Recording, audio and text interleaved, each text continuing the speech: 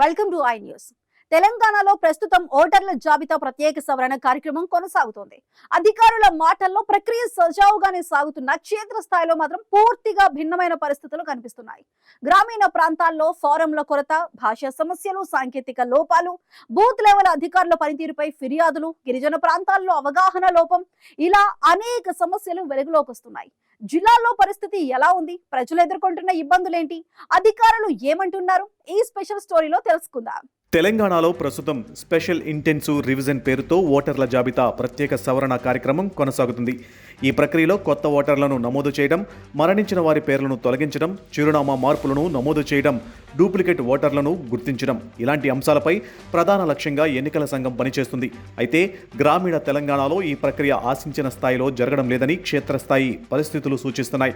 ఆదిలాబాద్ జిల్లాల్లో గ్రామాల్లో ఓటర్ల నమోదు ప్రక్రియ వేగంగా సాగుతున్నప్పటికీ పట్టణ ప్రాంతాలలో మాత్రం అధికారులు ఇబ్బందులు ఎదుర్కొంటున్నారు. వలసలు, అద్దె ఇళ్లలో నివసించే ప్రజలు, ఉద్యోగాల కారణంగా ఇతర ప్రాంతాలకు వెళ్లిన కుటుంబాలు, చిరునామా మార్పులు, డూప్లికేట్ నమోదులు ఇవన్నీ ప్రక్రియను క్లిష్టంగా మారుస్తున్నాయి. బిఎల్ఓలు ఇంటింటికి వెళ్లినా చాలా ఇళ్లకు తాళాలు వేయబడి ఉండడంతో పలుమార్లు వెళ్లాల్సిన పరిస్థితి ఏర్పడుతుంది. అలాగే సంగారెడ్డి జిల్లాల్లో అనేక గ్రామాలలో బిఎల్ఓలు ఇంటింటికి వెళ్లకుండా ప్రజలను ఒకే చోటికి పిలిచి అక్కడే ఫారంలు పంపిణీ చేస్తున్నారనే ఆరోపణలు వినిపిస్తున్నాయి. దీంతో వృద్ధులు, వికలాంగులు, రోజువారీ కూలీలు సమయానికి ఫారాలు తీసుకోలేకపోతున్నారని స్థానికులు చెబుతున్నారు. కొన్ని ప్రాంతాల్లో సరిపడా అప్లికేషన్ ఫారాలు కూడా అందుబాటులో లేక ప్రజలు పలుమార్లు తిరగాల్సి వస్తుందని తెలుస్తుంది. భాష కూడా అడ్డంకే. కొన్ని ప్రాంతాలలో ఉర్దూ మాట్లాడే ప్రజలకు తెలుగు, ఇంగ్లీష్ భాషల్లో మాత్రమే ఫారాలు అందుబాటులో ఉండడంతో వివరాలు నమోదు చేయడంలో ఇబ్బందులు ఎదురవుతున్నాయి. చదవలేని వృద్ధులు, అక్షరాస్యత తక్కువగా ఉన్న ప్రజలు ఫారాలు ఎలా నింపాలో తెలియక అయోమయంలో పడుతున్నారు. నల్గొండలో మరో సమస్య. నల్గొండ జిల్లాల్లో ఫారాల కొరతతో పాటు పాత ఓటరు రికార్డులు సమర్పించాల్సి రావడం, 2002 నాటి వివరాలు అడగడం ప్రజలను మరింత ఇబ్బందులకు గురి చేస్తుంది. చాలామందికి పాత ఓటరు సంఖ్యలు, పాత చిరునామాలు, కుటుంబ వివరాలు గుర్తులేక నమోదు ఆలస్యమవుతుంది. ఏజెన్సీ ప్రాంతాలలో పరిస్థితి అయోమయంగా ఉంది. ఇక ములుగు, మహబూబాబాద్ వంటి గిరిజన ప్రాంతాలలో ఫారాలు ఎలా నింపాలో తెలియక చాలామంది ఇబ్బందులు పడుతున్నారు. అక్షరాస్యత తక్కువగా ఉండడంతో స్థానిక నాయకులు, స్వచ్ఛంద సంస్థలు, కొంతమంది యువకులు ప్రజలకు సహాయం చేస్తున్నట్లు తెలుస్తుంది.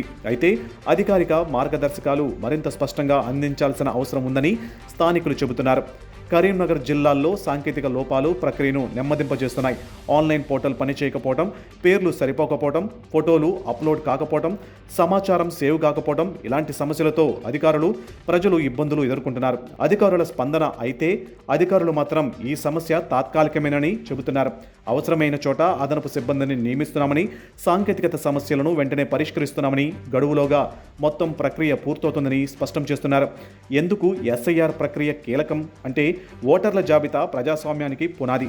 ఒక్క అర్హుడి పేరు కూడా జాబితాలో లేకపోయినా అతని ఓటు హక్కు కోల్పోయే అవకాశం ఉంటుంది. అదే సమయంలో తప్పుడు నమోదులు, డూప్లికేట్ పేర్లు, తొలగించాల్సిన పేర్లు కొనసాగితే ఎన్నికల పారదర్శకతపై ప్రశ్నలు తలెత్తే అవకాశం ఉంది. అందుకే ఈ ప్రత్యేక సవరణ కార్యక్రమాన్ని ఎన్నికల సంఘం అత్యంత ప్రతిష్టాత్మకంగా నిర్వహిస్తుంది.